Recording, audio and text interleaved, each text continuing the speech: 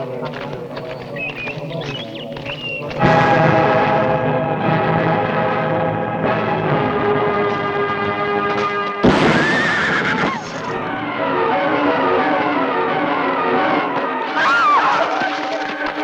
लोग खून खराबा मत कीजिए, जो जी में आए ले लीजिए, मैं अपनी इच्छा से दे दूंगा। इस रास्ते से जो भी बारात जाती है, उस दुल्हन के साथ सबसे पहले सुहाग रात हम मनाते हैं।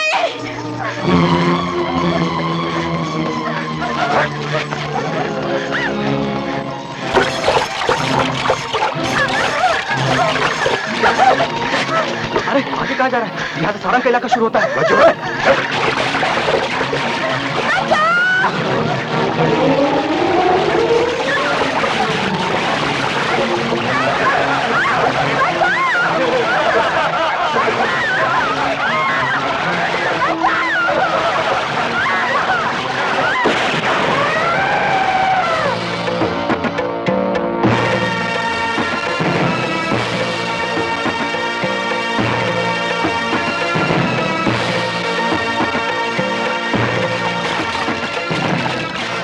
सारंग टेढ़ी नजर कभी बर्दाश्त कर भी लेता है, मगर गंदी नजर कभी बर्दाश्त नहीं कर सकता।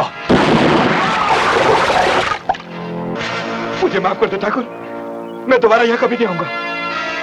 सारंग का इलाका शेर की गुफा की तरह है, जहां आने वालों के पांव के निशान तो मिलते हैं, मगर जाने वालों के पांव के निशान नहीं मिलते।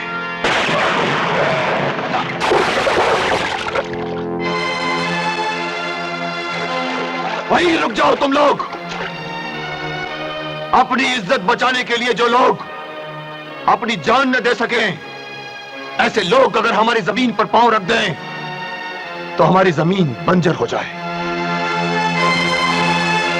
रुके रहो तुम लोग वहीं। इसे दुल्हन बनाकर तुम्हारे हवाले कर दिया जाएगा।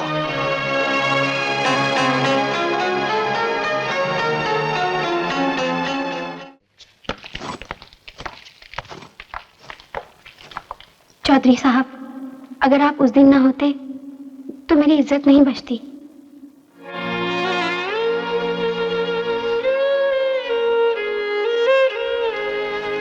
आपने मुझ पर इतना बड़ा एहसान किया, लेकिन मैं आपका शुक्रिया अदा ना कर सकी। आज मैं इसलिए आई हूं ताकि इन सब लोगों के सामने ये हार पहनाकर आपको सम्मान दे सकूं। नहीं दुल्हन, हम इसे नहीं पहनेंगे। क्यों? ये तो फूलों का हार है दुल्हन। अगर कोई हमारे दुश्मनों के सरों को काटकर उसका भी हार बनाकर ले आए, हम फिर भी उसे नहीं पहनेंगे, इसलिए कि हार को पहनने के लिए सर को झुकाना पड़ता है। और चौधरी सारंग को यह पसंद नहीं कि किसी भी कीमत पर उसका सर झुक जाए।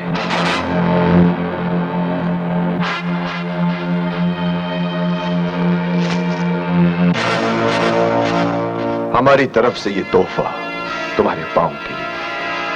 तुम्हारे पांव की बहुत इज्जत है हमारे दिल में, इसलिए कि ये इज्जत बचाने के लिए कम से कम भाग तो सकते हैं।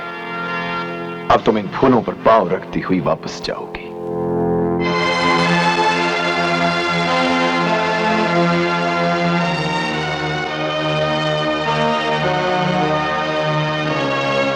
आपने उसे बहुत अच्छी तरह से रुखसत किया। रुखसती देखनी है तो चांद की शादी में देखना, किस धूमधाम से हम अपनी बहन को रुखसत करते हैं। अरे सत्ती उठाओ। अरे भाई बताना नहीं, देख देख पीछे मत बोले। गंगा भाई खाना लगा दो, बहुत भूख लगी है। आखिर कब तक हमें भूखा रखोगी? तब तक जब तक शिवा नहीं आ जाए। शिवा भैया आजकल बहुत देर करने लगे हैं। बहुत भूख लगी है, खाना दे दो ना भाभी। बहुत भूख लगी है तो पानी पी लो। लो भाई, तुम्हारा लाडला आ गया। अब तो फटाफट खाना लगा दो। ये बिल्कुल ठीक नहीं है भाभी। शिवा भैया के लिए तुम हम सबको भूखा रखती हो। तुम लोग तो बड़े हो, मैं तो शिवा से पहले अपने बच्चों को भी खाना ना दूं। तुम तो ऐसी बात कर रही हो भाभी जैसे बच्चे आंगन में खेल रहे हो। पिंकी, अब देर ही कितनी है? कुछ महीने ही तो बाकी है, फिर बच्चा भी खेलेगा। सच भाभी? अरे भाभी, हाँ सच सच भाभी। अरे हाँ रे, ऐसी बातें पूछेगा तो शर्माएगी नहीं क्या? सच अच्छा? हाँ? अरे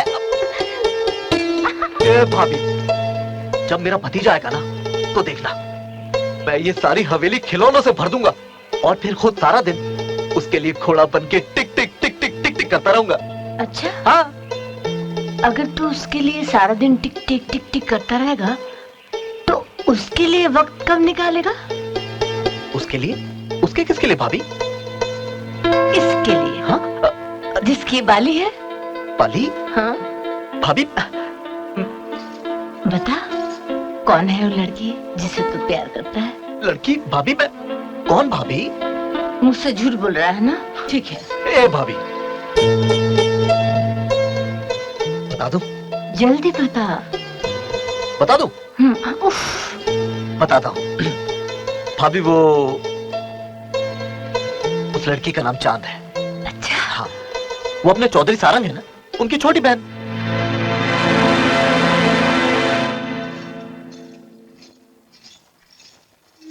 चांद, जी जी भैया। सांझ होते ही पंछी भी अपने घर लौट आते हैं।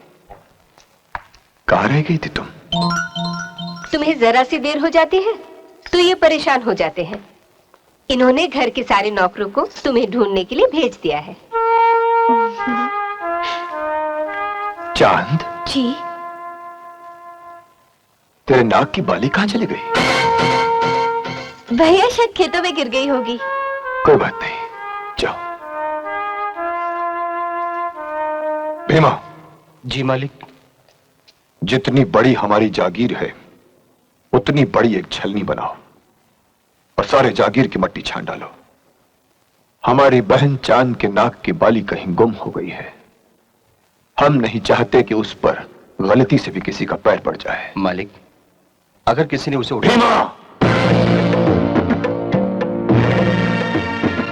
अगर उसे किसी ने उठा लिया हो तो उसे हमेशा के लिए ऊपर उठा देना।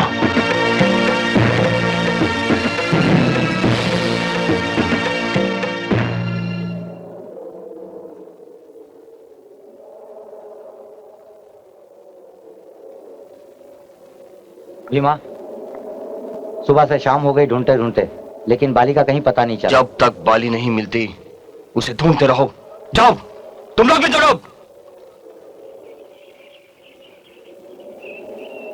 क्या बात है, आज पहाड़ी पर आकर क्यों खड़े हो गए? बस यूं ही आ गया था, लेकिन यहां आकर पता चला कि इतनी ऊंचाई से देखने के बाद कभी कभी दो चीजों के बीच का फर्क मिट जाता है, और कभी कभी यही फर्क कितना ज्यादा नजर आता है। मैं कुछ समझी नहीं। चांद, हम दोनों के बीच बहुत दूरी है। तुम्हारा भाई जो इतनी बड़ी जागीर का मालिक है, क्या हम जैसे किसानों के यहां अपनी बहन देना पसंद करेगा? नहीं चांद, मुझे तो ऐसा लगता है हम दोनों के प्यार का फैसला हो चुका है। क्या लिखा है फैसले में? जुदाई। नहीं, ये फैसला नहीं हो सकता। हमारे प्यार का फैसला या तो हमारा मिलन होगा या हमारी मौत।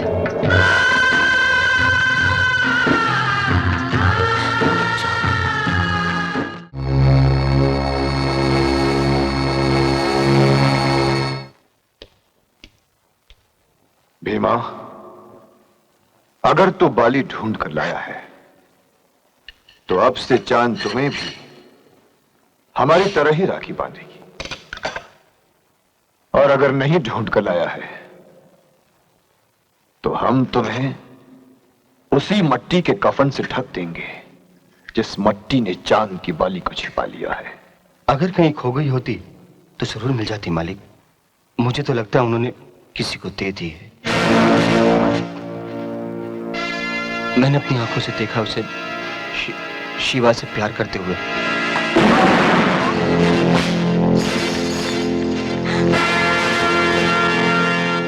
क्या हुआ? क्या आपने इसे गोली मार दी? शांति, जबान ऐसी तवायफ होती है जो मुजरा करना बंद नहीं करती, कभी हमारे सामने, कभी दूसरों के सामने। इसने ऐसा क्या कह दिया? ऐसी बात जिसके बारे में हम सोच भी नहीं सकते। आप कुछ तो कहिए, क्या हुआ? हम नहीं बता सकते कि क्या हुआ है। जो भी हुआ है हमारे खानदान में पहली बार हुआ है।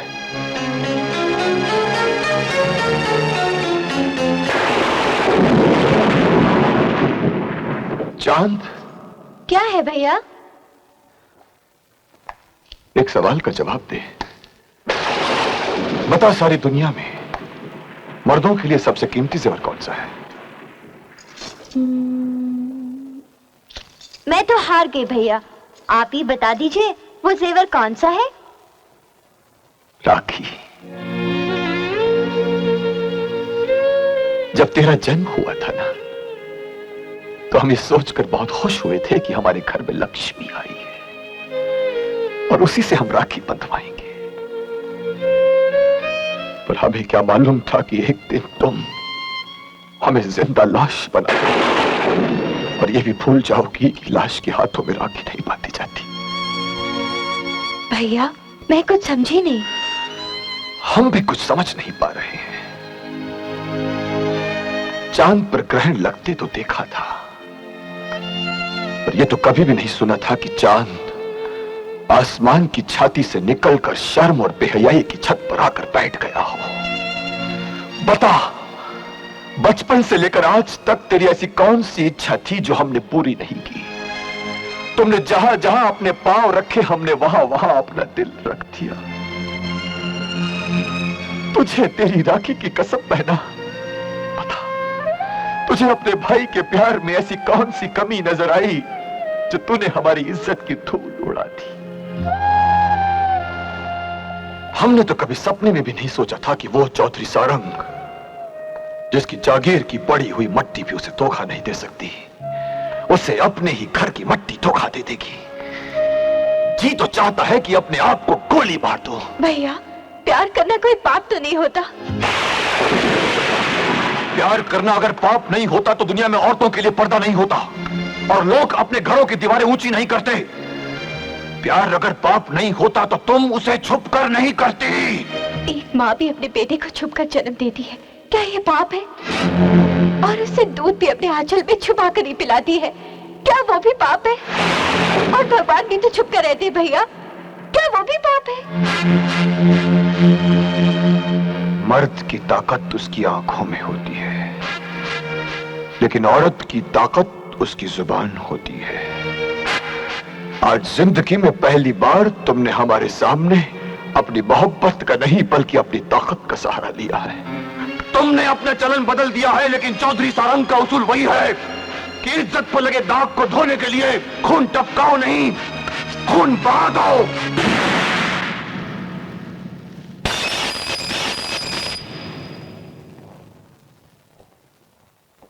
शांति, इन शीशों को जोड़ दो। टूटे हुए शीशे नहीं जुड़ते चौधरी। इसी तरह इज्जत भी टूट कर नहीं जुड़ती। शांति, अगर घर का मर्द बिगड़ जाए तो सिर्फ एक नस्ल बर्बाद होती है, लेकिन अगर एक औरत बिगड़ जाए तो उस घर की 7 नस्लें तबाह हो जाती हैं। 7। रुक जाओ चौधरी, अगर तुमने इसे गोली मार दी तो और भी तरह तरह की बातें चारों तरफ होने लगेंगी। सबसे अच्छा तो यही होगा कि इसकी शादी कहीं कर दो। क्या तुम ये चाहती हो कि हम इस खोटे सिक्के को खरा बताकर किसी के हवाले कर दें? हाँ। ये काम लालची और खुदगर्ज करते हैं। चौधरी सारंग ये हरगिज नहीं कर सकता। तो फिर मैं करूंगी। बेटे, बहू ने तुम्हारे बारे में हमें सब कुछ बता दिया है। अगर तुम चांद को भूल जाओ तो अच्छा होगा। तुम मुझसे प्यार करके अपनी मौत को बुलावा दे रहे हो। भूल जाओ उसे। मैं नहीं भूल सकता उसे। और रही बात चौधरी सारंग की, तो सारंग कोई भगवान नहीं है कि जिसको जी चाहे जिंदा रखे और जिसे जी चाहे मार दे। शिवा, तू दिल क्यों छोटा करता है रे? मैं जाऊंगी उनके पास। हो सकता है वो रिश्ता मान भी जाए। बहू, अगर ऐसी बात है तो मैं खुद जाऊंगा चौधरी के पास। जो आदमी फूलों का हार तक पहनना पसंद नहीं करता, अगर उसके हाथों बेइज्जत होना पड़े तो मैं सहन कर लूंगा।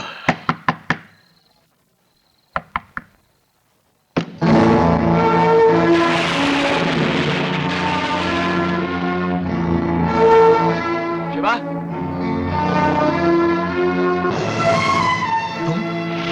भैया को हमारे बारे में सब कुछ पता चल गया है। वो मेरी शादी कहीं और कर देना चाहते हैं, इसलिए मैं सब कुछ छोड़कर तुम्हारे पास चली आई हूँ। चांद, तुम्हें इस तरह यहाँ नहीं आना चाहिए था। तुम समाज को नहीं जानती।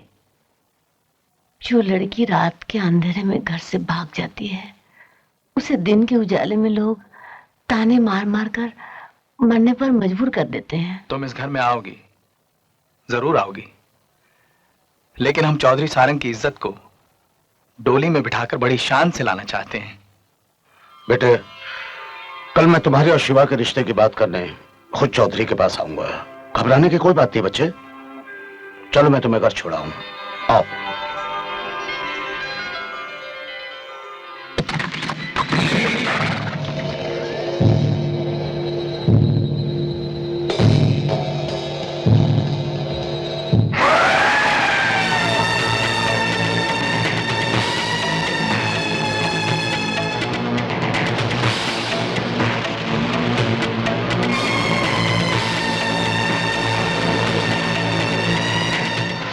बेटियां मायके से बाहर डोली में बैठकर जाती हैं और ससुराल से अर्थी पे निकलती हैं। तुमने आज इस परंपरा को तोड़कर एक नई परंपरा बनाने की कोशिश की है चांद, जिसे चौधरी सारंग कभी बर्दाश्त नहीं कर सकता। नहीं चौधरी, नहीं, ये बात मासूम है, इस पे ये जुल्म न करो। चौधरी, ये तुम्हारी बहन है। हाँ, हमारी बहन है ये, ऐसी बहन जिसे हम अपनी आंखों की ज्योत समझते रहे, लेकिन वही बहन हमारी आंखों से आंसू बनकर टपक गई। जो आंसू आंख से टपक कर निकल जाता है वो वापस आंख में लौटकर कभी नहीं आता। ऐसे मत कहो चौधरी, इन्होंने कोई पाप नहीं किया है, इन्होंने तो प्यार किया है, और प्यार करना तो भगवान का सबसे बड़ा धर्म है। यदि प्यार भगवान का सबसे बड़ा धर्म है तो भगवान के सबसे बड़े नास्तिक हम हैं। जो भी इस इलाके में प्यार का नाम अपनी जबान से लेगा, हम उसका नाम निशान तक मिटा कर रख देंगे। प्यार को मिटाना तुम्हारे बस में नहीं है चौधरी। तुम्हारे इस इलाके में एक नदी भी बहती है जिसके पानी पे तुम्हारा कब्जा है, लेकिन क्या तुम उस पानी की धार को उल्टा मोड़ सकते हो? नहीं चौधरी, नहीं। दिल वालों पर तुम्हारा कोई जोर नहीं चल सकता। प्यार करने वालों के तराने गूंजते रहेंगे और मिट जाएंगे प्यार को मिटाने वाले।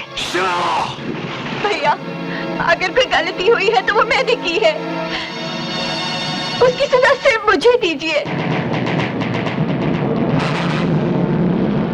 तुमने हमारे सामने प्यार का गंदा नाटक खेलना भी शुरू कर दिया। नहीं भैया,